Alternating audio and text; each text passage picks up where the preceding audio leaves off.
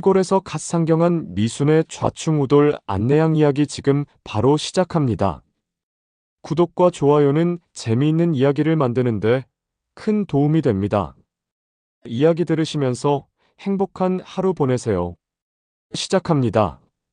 새벽 5시 서울 강북구에 위치한 시내버스 차고지는 아직 어둠이 가시지 않은 채 형광등 불빛만이 희미하게 공간을 밝히고 있었다.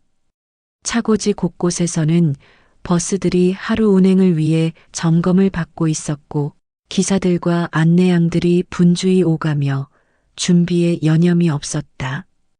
김미수는 차고지 입구에서 한참을 서성거렸다. 손에는 전날 밤 어머니가 정성스럽게 싸준 도시락과 물통이 들려 있었고 어깨에는 낡았지만 정갈하게 손질된 검정 가방이 걸려 있었다. 20살 미순이에게 서울은 여전히 낯선 곳이었다.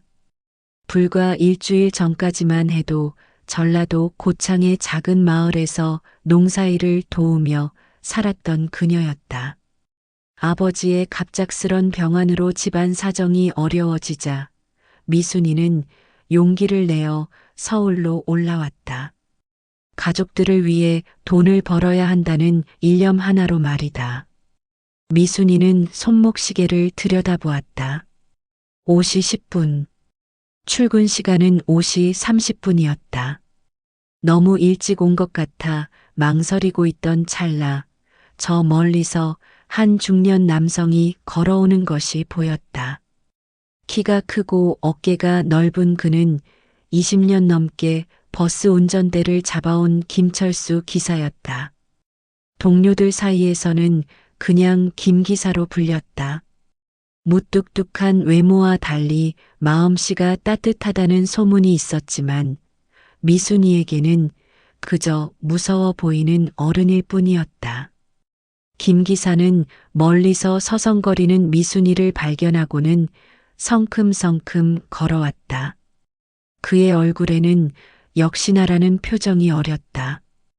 20년간 수많은 신입 안내양들을 봐온 그였기에 첫날의 긴장과 설렘을 누구보다 잘 알고 있었다. 미순이구나. 일찍 왔네. 김 기사의 목소리는 생각보다 부드러웠다. 미순이는 깜짝 놀라며 인사를 했다. 아, 예. 안녕하세요, 기사님. 일찍 와서 죄송합니다. 괜찮아. 첫날이니까 긴장되지? 나도 처음엔 그랬어. 김 기사는 미순이를 따라 버스로 향했다. 37번 버스. 강북구 수유동에서 시작해서 종로, 명동을 거쳐 강남까지 가는 노선이었다. 하루에도 수백 명의 승객들이 타고 내리는 바쁜 노선이었다. 미순이는 버스 앞에 서서 한숨을 깊게 들이쉬었다. 이 큰 버스 안에서 자신이 제대로 할 수 있을까 하는 걱정이 밀려왔다. 김 기사는 버스 문을 열고 미순이를 안으로 안내했다. 버스 내부는 미순이가 고향에서 봤던 것보다 훨씬 현대적이었다. 앞쪽에는 운전석과 그 옆에 안내양이 앉을 작은 의자가 있었고 그 앞에는 요금통과 마이크가 설치되어 있었다. 승객석은 파란색 천으로 씌워져 있었고 손잡이들이 곳곳에 달려 있었다. 자, 여기가 내 자리야. 김 기사가 안내양석을 가리켰다. 미순이는 조심스럽게 앉았다. 의자는 생각보다 딱딱했고 높이도 적당했다. 하지만 앞에 있는 요금통과 마이크를 보니 갑자기 심장이 빨리 뛰기 시작했다. 김 기사는 요금통 사용법부터 설명하기 시작했다. 뚜껑을 여는 법, 거스름 돈을 주는 법, 그리고 마이크 사용법까지. 그의 설명은 간단 명료했지만 미순이에게는 모든 것이 복잡하게 느껴졌다. 특히 마이크는 더욱 어려웠다. 볼륨 조절 다이얼이 있었고 스위치도 여러 개 있었다. 별거 아니야. 그냥 돈 받고 목적지 안내하면 돼. 처음엔 다 어렵지만 금방 익숙해질 거야. 김 기사의 말은 위로가 되었지만 미순이의 긴장은 쉽게 가라앉지 않았다. 그녀는 마이크를 한번 잡아보고 요금통 뚜껑을 열어보며 연습했다. 하지만 손이 떨려서 제대로 되지 않았다. 5시 50분. 첫 운행 시간이 다가왔다. 김 기사는 엔진을 켰고 버스는 웅웅거리는 소리와 함께 깨어났다. 미순이는 가슴이 쿵쾅거리는 것을 느꼈다. 드디어 시작이었다. 첫 번째 정류장인 수유동 입구에 버스가 멈춰섰다. 그리고 첫 번째 승객이 올라탔다. 그것은 다름 아닌 박할머니였다. 70이 넘은 박할머니는 매일 아침 7시 버스를 타고 동대문 시장으로 나가는 단골 승객이었다. 회색 머리를 단정하게 빗어 넘기고 검정색 한복 저고리에 회색 치마를 입은 할머니는 버스에 오르자마자 미순이를 유심히 바라보았다. 미순이는 긴장한 나머지 사투리가 나올까봐 더욱 조심스러워졌다. 하지만 긴장하면 할수록 고향 말이 더 나오는 것이 문제였다. 할머니, 어디까지 가실라우? 미순이의 입에서 나온 말을 듣는 순간 박할머니는 빙그레 웃었다. 가실라우는 전형적인 전라도 사투리였다. 미순이는 자신이 실수했다는 것을 깨닫고 얼굴이 빨갛게 달아올랐다. 아, 죄송합니다. 어디까지 가세요? 미순이가 다시 물었지만 이번엔 목소리가 너무 작아서 할머니가 잘 들리지 않았다. 박할머니는 손을 귀에 대고 몸을 앞으로 기울였다. 뭐라고? 크게 말해봐, 아가야. 어디까지 가세요? 미순이는 목소리를 조금 더 키웠지만 여전히 떨리는 음성이었다. 박할머니는 이런 미순이가 귀엽다는 듯 웃으며 대답했다. 동대문 시장까지. 아가야, 첫날이지? 우리 손녀랑 나이가 비슷하네. 미순이는 요금을 받으려고 했지만 긴장해서 요금통 뚜껑이 잘 열리지 않았다. 한 번, 두 번 시도한 끝에 겨우 열리자 할머니가 요금을 넣어 주었다. 미순이는 안도의 한숨을 쉬며 할머니께 고개를 숙였다. 박할머니는 뒷자리로 가며 중얼거렸다. 아이고, 참 순진하고 예쁘구나. 우리 손녀 같아. 버스는 다음 정류장으로 향했다. 미순이는 마이크를 잡고 안내 멘트를 해야 한다는 것을 기억했다. 손이 떨리는 것을 억지로 진정시키며 마이크 스위치를 켰다. 다음은 목소리가 나오지 않았다.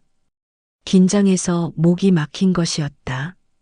미순이는 침을 한번 삼키고 다시 시도했다. 다음은 수유역입니다. 겨우 나온 안내 멘트였지만 목소리가 너무 작아서 승객들이 잘 들리지 않았다. 김 기사가 백미러로 미순이를 보며 눈짓으로 더 크게라고 신호를 보냈다. 미순이는 이해했다는 듯 고개를 끄덕이고 볼륨을 조금 올렸다. 하지만 이번엔 너무 많이 올려서 다음 안내 멘트가 귀청이 터질 듯 크게 나왔다. 이렇게 미순이의 첫 출근이 시작되었다. 앞으로 하루 종일 계속될 실수와 당황의 연속이 기다리고 있었지만 미순이는 아직 그것을 모르고 있었다. 다만 가족들을 위해 열심히 하겠다는 마음만이 가득할 뿐이었다. 버스는 아침 햇살을 받으며 서울 시내로 향했고 미순이의 첫 번째 하루가 본격적으로 시작되었다. 오전 7시가 넘어가자 버스 안은 점점 북적거리기 시작했다. 출근길 승객들이 하나둘씩 올라타면서 미순이의 긴장감도 함께 높아졌다.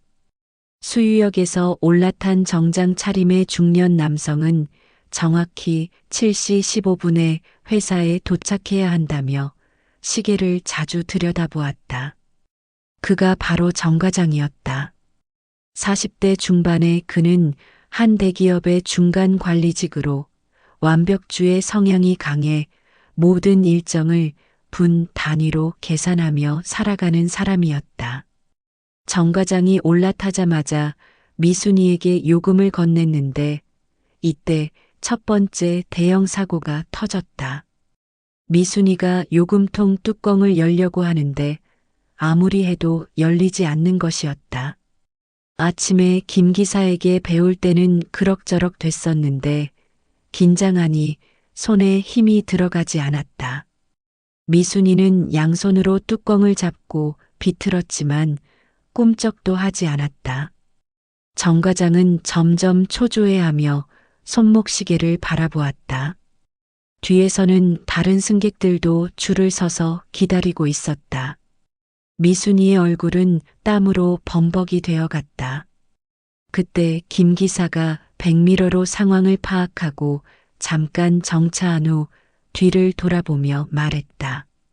미순아, 힘 빼고 천천히 해봐. 미순이는 깊게 숨을 쉬고 다시 시도했다. 이번에는 다행히 뚜껑이 열렸다. 하지만 정 과장이 건넨 동전을 받으려던 미순이의 손이 떨려서 동전이 바닥으로 굴러떨어졌다. 그것도 한 개가 아니라 여러 개가 동시에 떨어져 버스 바닥 곳곳으로 흩어져 버렸다. 아이고, 죄송합니다. 미순이는 황급히 자리에서 일어나 바닥에 떨어진 동전들을 주우려 했다. 하지만 버스가 움직이고 있어서 중심을 잃고 비틀거렸다. 정 과장은 한숨을 쉬며 중얼거렸다. 시간 없는데 이게 뭐 하는 짓이야. 뒤에 서 있던 대학생 이명수는 19살의 활발한 청년으로 이런 상황을 재미있어 했다. 그는 미순이를 도와 바닥에 동전을 주워 모았다. 언니 괜찮아요. 저도 처음 아르바이트 할 때 이랬어요. 이명수의 도움으로 동전을 모두 주운 미순이는 고마움을 표현했지만 목소리가 너무 작아서 잘 들리지 않았다. 그 사이 정 과장은 계속 시계를 보며 불안해했다. 두 번째 정류장인 미아삼 거리에서 더 많은 승객들이 올라탔다. 그 중에는 생후 6개월 된 아기를 안고 있는 25세의 박영희도 있었다. 신혼 부부인 그녀는 오늘 시댁에 처음 인사를 드리러 가는 길이었다. 기저귀 가방, 우유병, 아기 담요 등 짐이 한가득이었다. 아기는 버스의 흔들림 때문에 보채기 시작했고 영희는 한 손으로 아기를 달래며 다른 손으로 요금을 건네려 했다. 미순이는 이번에는 실수하지 않으려고 조심스럽게 요금통을 열었다. 다행히 잘 열렸지만 영희가 건넨 지폐를 받으려다가 거스름돈 계산을 잘못했다. 버스 요금이 30원인데 영희가 50원을 냈으니 20원을 거슬러줘야 하는데 미순이는 긴장한 나머지 10원을 거슬러 주려 했다. 아, 잠깐요. 거스름돈이 20원이어야 하는데. 영희가 조심스럽게 말했다. 미순이는 깜짝 놀라며 다시 계산해 보았다. 맞았다. 20원이 맞았다. 얼굴이 또다시 빨갛게 달아오른 미순이는 사과하며 올바른 거스름돈을 건넸다. 이때 두 번째 대형 사고가 터졌다. 미순이가 마이크를 잡고 다음 정류장을 안내하려 했는데 볼륨 조절에 실패한 것이었다. 아침에 박할머니 때문에 볼륨을 올려놨는데 다시 줄이는 것을 깜빡한 채로 마이크를 켠 것이었다. 다음은 기름역입니다. 미순이의 목소리가 버스 전체에 엄청난 음량으로 울려 퍼졌다. 마치 스피커를 최대 볼륨으로 틀어놓은 것처럼 귀가 아플 정도였다. 승객들은 모두 깜짝 놀라며 귀를 막았다. 아기는 큰 소리에 놀라 울음을 터뜨렸고 박할머니는 심장이 떨어질 뻔했다며 가슴을 쓸어내렸다. 아이고, 깜짝이야. 미순이는 당황해서 마이크를 끄려 했지만 어떤 스위치를 눌러야 할지 몰라 더욱 헤맸다. 김 기사가 다시 도움을 주어야 했다. 미순아, 왼쪽 스위치 눌러. 겨우 마이크를 끈 미순이는 승객들에게 연신 사과했다. 하지만 긴장한 나머지 또 사투리가 튀어나왔다. 죄송합니다. 정말 미안합니다. 전라도 사투리 씁니다로 나온 것이었다. 승객들은 미순이의 순박한 모습에 화를 낼 수도 없었다. 오히려 몇몇은 귀엽다며 웃음을 터뜨렸다. 성신여대 앞 정류장에서 올라탄 대학생들은 미순이의 모습을 신기하게 바라보았다. 요즘 서울에서 이렇게 진한 사투리를 쓰는 또래를 보기 드물었기 때문이었다. 이명수는 미순이에게 다가가 위로의 말을 건넸다. 언니 괜찮아요. 처음이니까 당연한 거예요. 저도 편의점 알바 첫날에 계산기 고장 낸 적 있어요. 미순이는 고마운 마음에 눈물이 글썽했다. 고향을 떠나 서울에 온 지 일주일, 이렇게 친절한 말을 들어본 적이 별로 없었다. 하지만 세 번째 사고는 곧바로 찾아왔다. 해화동 로터리를 지나면서 미순이가 다음 정류장을 안내하려 했는데 이번에는 정류장 이름을 사투리로 안내해 버린 것이었다. 다음은 종로 3가입니다. 입니다로 나온 것도 모자라 발음도 어눌했다. 종로 3가가 종로 3가로 들렸다. 버스 안이 조용해지더니 갑자기 웃음이 터져 나왔다. 박할머니가 먼저 웃기 시작하자 다른 승객들도 하나둘씩 따라 웃었다. 아이고, 우리 손녀 같은 게 얼마나 귀여워. 박할머니의 말에 분위기가 한결 누그러졌다. 하지만 정과장만은 계속 시계를 보며 조바심을 냈다. 그의 회사는 종로에 있었는데 평소보다 시간이 더 걸리고 있었다. 종로 3가 정류장에 도착했을 때 정과장이 내리면서 중얼거렸다. 첫날이니까 그렇다지만 좀 더 정확히 했으면 좋겠는데. 그의 말을 들은 미순이는 더욱 위축되었다. 아직 오전도 지나지 않았는데 벌써 이렇게 많은 실수를 저질렀다. 점심때까지 견딜 수 있을지 걱정이 되기 시작했다. 을지로 입구에서 또 다른 승객들이 올라탔다. 그 중에는 지팡이를 짚은 할아버지도 계셨다. 미순이는 요금을 받으면서 할아버지께 자리를 안내해 드리려 했지만 어떻게 말해야 할지 몰라 머뭇거렸다. 이명수가 다시 나서서 할아버지를 도왔고 미순이는 자신의 부족함을 더욱 절감했다. 하지만 포기할 수는 없었다. 가족들이 기다리고 있었고 이 일을 통해 돈을 벌어야 했다. 명동 정류장이 가까워질수록 승객들은 더욱 많아졌다. 미순이는 점점 더 빠르게 요금을 받고 안내를 해야 했지만 속도가 따라주지 않았다. 손은 더욱 떨렸고 목소리는 더욱 작아졌다. 그런 미순이를 지켜보던 김 기사는 백미러로 그녀를 바라보며 속으로 생각했다.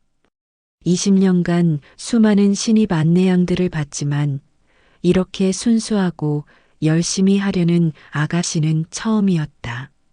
실수는 많지만 마음만은 진실했다.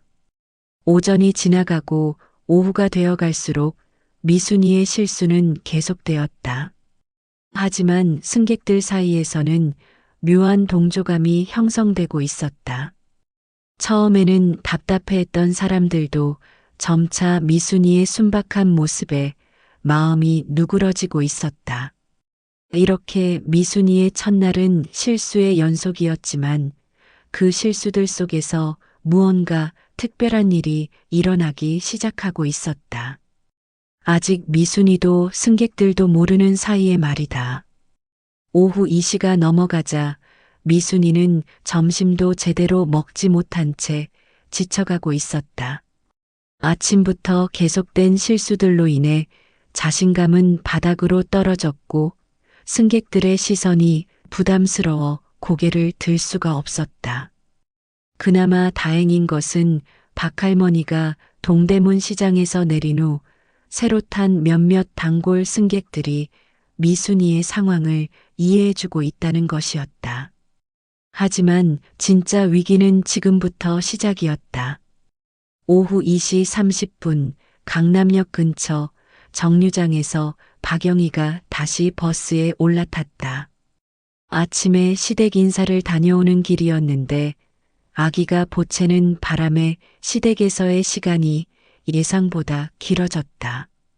영희는 한 손으로는 6개월 된 아기를 안고 다른 손으로는 기저귀 가방과 선물 보따리 그리고 시어머니가 주신 반찬통까지 들고 있었다.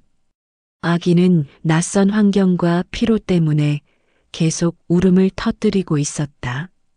영희가 버스 계단을 올라오는데 짐이 너무 많아서 균형을 잡기 어려웠다. 특히 기저귀 가방의 끈이 발에 걸리면서 비틀거리기 시작했다. 미순이는 이를 보고 얼른 일어나서 도와드리려 했다. 아, 잠깐만요. 제가 도와드릴게요. 미순이는 서둘러 자리에서 일어나며 영희에게 다가갔다. 하지만 그 순간 버스가 갑자기 급브레이크를 밟았다. 앞차가 갑자기 끼어들었기 때문이었다. 미순이는 중심을 잃고 앞으로 휘청거렸고 그 바람에 요금통에 팔꿈치를 부딪혔다. 쾅! 요금통이 바닥으로 떨어지면서 뚜껑이 열렸다. 그 안에 있던 동전들이 사방으로 튀어나가며 버스 바닥 전체에 흩어져 버렸다. 10원짜리, 50원짜리, 100원짜리 동전들이 굴러다니는 소리가 버스 안에 울려 퍼졌다. 게다가 몇몇 동전은 승객들의 발밑으로 굴러 들어가 버렸다. 아이고! 미순이는 절망적인 표정으로 바닥을 바라보았다. 하루 종일 모은 요금이 모두 바닥에 흩어져 있었다. 그 모습을 본 영희도 깜짝 놀라며 아기를 더욱 꽉 안았다. 아기는 큰 소리에 놀라 더욱 크게 울기 시작했다. 이때 뒤에서 지켜보던 정과장이 짜증을 터뜨렸다. 그는 오후 회의 때문에 다시 버스를 탄 상황이었는데 아침에 이어 또다시 이런 상황을 맞닥뜨린 것이다. 이게 뭐 하는 거야? 아침에도 그렇더니 또 이런 식이야? 정과장의 목소리는 버스 안전체에 퍼졌다. 다른 승객들도 웅성거리기 시작했다. 누군가는 혀를 차며 고개를 젓고 누군가는 시계를 보며 한숨을 쉬었다. 미순이는 당황해서 바닥에 떨어진 동전들을 주우려고 무릎을 꿇었다. 하지만 버스가 계속 움직이고 있어서 위험했다. 김 기사는 어쩔 수 없이 안전을 위해 버스를 임시로 정차시켜야 했다. 승객 여러분, 잠시만 기다려 주십시오. 김 기사의 안내 방송이 나왔지만 승객들의 불만은 점점 커져만 갔다. 특히 시간에 민감한 직장인들은 노골적으로 짜증을 표현했다. 미순이는 눈물이 글썽거렸지만 꾹 참고 바닥에 동전들을 줍기 시작했다. 하지만 너무 많은 동전들이 여기저기 흩어져 있어서 혼자서는 어떻게 할 수가 없었다. 게다가 일부 동전들은 좌석 밑으로 굴러들어가 손이 닿지 않는 곳까지 가 있었다. 아이고, 이걸 언제 다 주워. 미순이의 작은 중얼거림이 버스 안의 정적을 더욱 무겁게 만들었다. 승객들은 답답하다는 표정으로 이 상황을 지켜보고 있었다. 몇몇은 시계를 보며 혀를 찾고 몇몇은 불편하다는 듯이 몸을 뒤척였다. 영희는 여전히 울고 있는 아기를 달래느라 정신이 없었다. 아기의 울음소리는 버스 안의 긴장감을 더욱 고조시켰다. 기저귀도 갈아야 할 것 같았는데 이런 상황에서는 어떻게 해야 할지 모르겠다는 표정이었다. 정 과장은 참을성이 한계에 다다랐다. 그는 자리에서 일어나 미순이에게 다가갔다. 아가씨, 이게 뭐 하는 거야? 아침부터 계속 이런 식이면 어떻게 하라는 거야? 정 과장의 목소리는 점점 커졌다. 미순이는 고개를 들어 그를 바라보았는데 눈에는 이미 눈물이 맺혀 있었다. 죄송합니다. 정말 죄송합니다. 미순이의 목소리는 떨리고 있었다. 하지만 사과만으로는 이 상황이 해결되지 않았다. 바닥에는 여전히 수십 개의 동전들이 굴러다니고 있었고 버스는 정차한 채로 있었다. 이때 이명수가 나섰다. 아침부터 미순이를 도와주던 대학생이었다.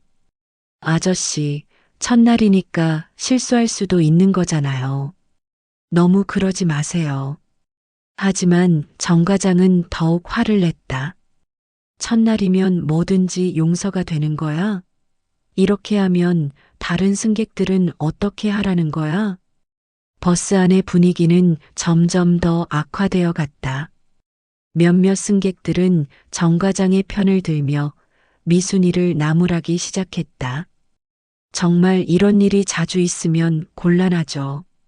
시간도 시간이고 미순이는 이제 정말로 눈물을 참을 수 없었다. 고향을 떠나 혼자 서울에 와서 첫 직장을 구했는데 첫날부터 이렇게 망쳐버린 것 같았다. 가족들에게 돈을 보내야 한다는 부담감과 자신의 서툰 모습에 대한 자책감이 한꺼번에 밀려왔다. 정말 죄송합니다. 미순이의 목소리는 이제 거의 울음소리에 가까웠다. 그녀는 계속해서 바닥에 동전들을 주우려 했지만 눈물 때문에 제대로 보이지도 않았다. 김 기사는 백미러로 이 상황을 지켜보며 마음이 아팠다. 20년간 운전을 하면서 수많은 신입 안내양들의 첫날을 봤지만 이렇게 안타까운 경우는 드물었다. 뭔가 도움을 주고 싶었지만 운전석에서 떠날 수는 없었다. 정 과장은 여전히 화가 나 있었다. 이게 뭐 하는 거야? 정말. 그의 목소리가 버스 안에 울려 퍼지는 순간 갑작스럽게 상황이 바뀌기 시작했다. 아침부터 미순이를 지켜보던 박할머니가 동대문 시장에서 장을 보고 돌아오는 길에 다시 이 버스를 탄 것이었다. 박할머니는 버스에 오르자마자 바닥에 흩어진 동전들과 울고 있는 미순이를 보았다. 그리고 정 과장이 화를 내는 모습도 보았다. 70년을 살아온 박할머니의 눈에는 이 상황이 한눈에 들어왔다. 아이고, 우리 손녀 같은 게 얼마나 떨리고 무서웠을까. 박할머니의 목소리는 정 과장의 화난 목소리를 압도했다. 버스 안이 갑자기 조용해졌다. 첫날인데 이 정도면 잘한 거야.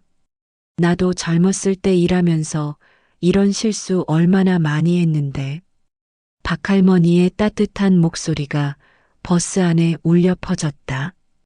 그리고는 지팡이를 든 채로 천천히 바닥으로 향했다. 우리 다 같이 주워주자. 금방 끝날 거야. 박할머니가 허리를 굽혀 동전을 줍기 시작하자 버스 안의 분위기가 180도 바뀌기 시작했다. 이것이 바로 미순이의 첫날에 일어난 가장 큰 위기였다. 하지만 동시에 가장 큰 기적이 시작되는 순간이기도 했다. 박할머니의 말이 떨어지자마자 버스 안의 분위기가 마법처럼 바뀌기 시작했다. 70년을 살아온 할머니의 따뜻한 목소리에는 사람들의 마음을 움직이는 힘이 있었다. 할머니가 지팡이를 한쪽에 세우고 허리를 굽혀 동전을 줍기 시작하자 처음에는 망설이던 승객들도 하나둘씩 자리에서 일어나기 시작했다. 제일 먼저 움직인 사람은 의외로 이명수였다. 아침부터 미순이를 도와주던 대학생은 박할머니의 말에 즉시 반응했다.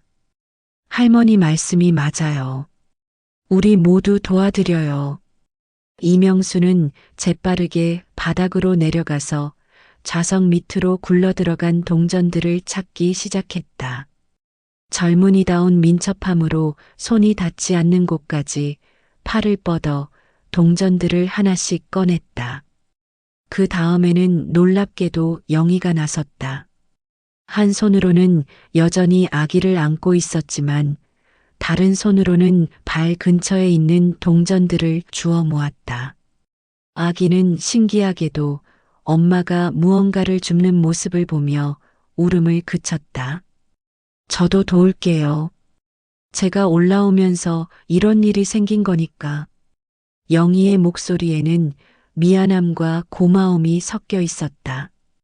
미순이가 자신을 도와주려다가 이런 사고가 난 것을 알고 있었기 때문이었다.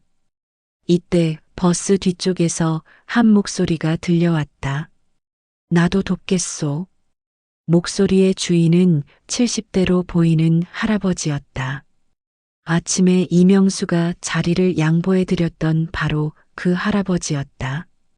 지팡이를 짚고 계셔서 몸을 굽히기 어려우실 텐데도 할아버지는 천천히 일어나서 손이 닿는 범위의 동전들을 주워 모으기 시작했다. 버스 안의 다른 승객들도 더 이상 망설이지 않았다. 30대 주부, 고등학생, 심지어 양복을 입은 회사원까지도 하나둘씩 자리에서 일어났다. 마치 무언의 약속이라도 한 것처럼 모든 사람들이 각자의 위치에서 동전 줍기에 동참했다. 가장 놀라운 변화를 보인 사람은 정 과장이었다. 방금 전까지 미순이에게 화를 내던 그가 잠시 망설이더니 한숨을 크게 쉬고는 무릎을 꿇고 앉았다. 아이고, 내가 너무했나. 정 과장은 중얼거리며 의자 밑으로 굴러들어간 50원짜리 동전을 꺼냈다.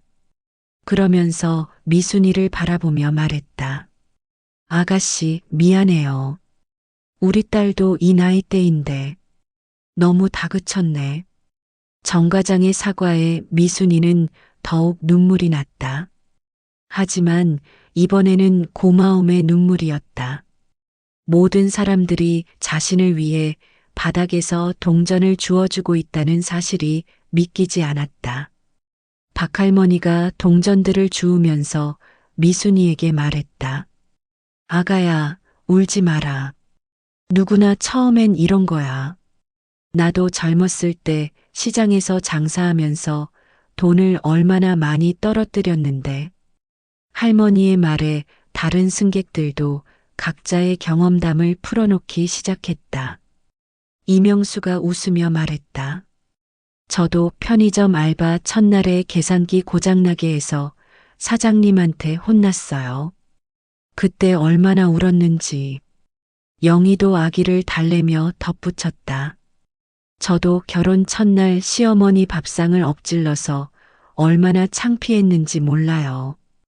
할아버지도 지팡이를 짚고 서서 말씀하셨다. 나는 젊었을 때 공장에서 일하면서 기계를 잘못 만져서 생산 라인을 멈춘 적이 있었지.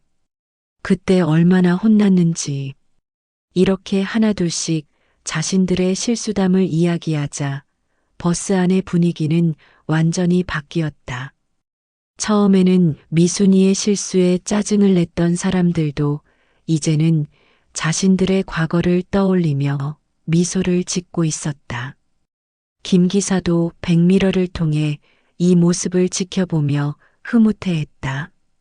20년 운전 경력 중에도 이런 훈훈한 광경은 처음 보는 것이었다. 미순아, 내가 처음 운전할 때는 기어 바꾸다가 엔진을 꺼뜨린 적도 있었어. 승객들이 다 내려서 밀어주기도 하고. 김 기사의 말에 승객들이 웃음을 터뜨렸다. 그 웃음 속에는 더 이상 짜증이나 불편함이 아니라 따뜻한 이해와 공감이 담겨 있었다. 불과 10분 만에 모든 동전이 주어졌다.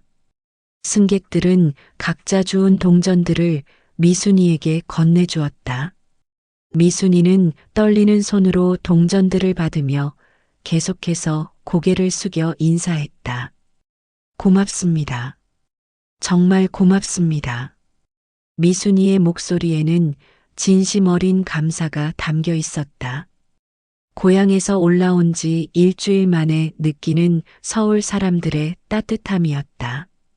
박할머니가 미순이의 어깨를 토닥이며 말했다. 아가야, 이제 그만 울고 웃어봐. 오늘 이 일로 더 강해질 거야. 정 과장도 미순이에게 다가와서 말했다. 아가씨, 정말 미안했어요.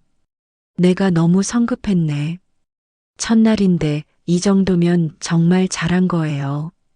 그러면서 정 과장은 주머니에서 사탕 하나를 꺼내 미순이에게 건넸다. 우리 딸이 좋아하는 사탕인데 하나 드세요. 힘내세요.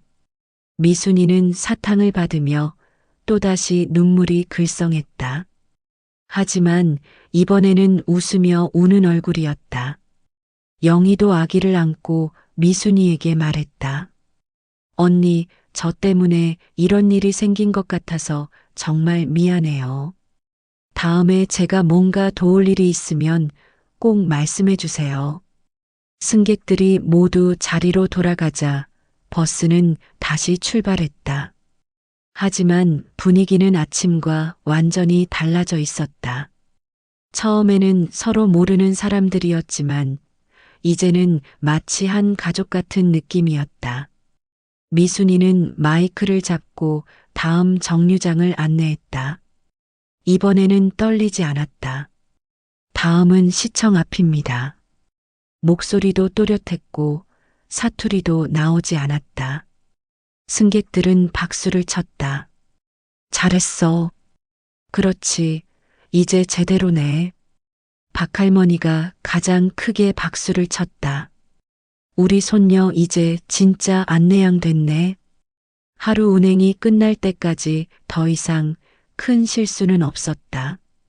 물론 작은 실수들은 여전히 있었지만 승객들은 더 이상 짜증내지 않았다. 오히려 격려해주고 도와주었다. 마지막 정류장에 도착했을 때 승객들이 하나씩 내리면서 미순이에게 말을 걸었다. 내일도 화이팅! 수고 많았어요. 내일 더 잘할 거예요. 정 과장은 내리면서 미순이에게 말했다. 아가씨, 내일도 이 버스 탈 거예요. 잘 부탁드려요. 박할머니는 마지막에 내리면서 미순이의 손을 꼭 잡았다. 아가야, 오늘 정말 수고 많았다. 내일 또 보자. 모든 승객이 내린 후 차고지로 돌아가는 길에 김 기사가 미순이에게 말했다. 미순아, 오늘 정말 고생했다. 20년 동안 운전하면서 이런 하루는 처음이야. 죄송했습니다, 기사님. 실수를 너무 많이 해서. 아니야. 내 덕분에 좋은 것을 봤어. 사람들이 이렇게 따뜻할 수 있다는 걸 말이야. 김 기사는 잠시 말을 멈췄다가 계속했다. 자, 이제 진짜 안내양이 됐네. 내일부터는 훨씬 나아질 거야. 차고지에 도착해서 하차할 때 미순이는 깊은 인사를 했다. 기사님, 정말 고맙습니다. 그날 밤 미순이는 고향에 전화를 걸었다. 어머니, 첫날 일이 잘 끝났어요. 서울 사람들이 생각보다 참 따뜻해요. 전화기 너머로 어머니의 안도하는 목소리가 들렸다. 그래, 다행이구나. 우리 미순이가 잘 해낼 줄 알았어. 미순이는 창밖을 바라보며 생각했다. 오늘 하루는 정말 힘들었지만 동시에 소중한 것들을 많이 배웠다. 실수를 했을 때 포기하지 않는 것, 다른 사람의 도움을 고맙게 받아들이는 것, 그리고 무엇보다 사람들의 마음은 생각보다 따뜻하다는 것을. 다음 날부터 미순이는 훨씬 자신 있게 일할 수 있었다. 물론 여전히 작은 실수들은 있었지만 더 이상 두렵지 않았다. 박할머니를 비롯한 단골 승객들이 항상 격려해 주었고, 심지어 정 과장도 매일 아침 따뜻한 인사를 건네주었기 때문이었다. 그렇게 미순이의 첫 출근의 대소동은 막을 내렸다. 하지만 그날 일어난 작은 기적은 오랫동안 37번 버스 승객들의 마음속에 남아있게 되었다. 그리고 미순이도 서울에서의 새로운 삶을 따뜻하게 시작할 수 있게 되었다.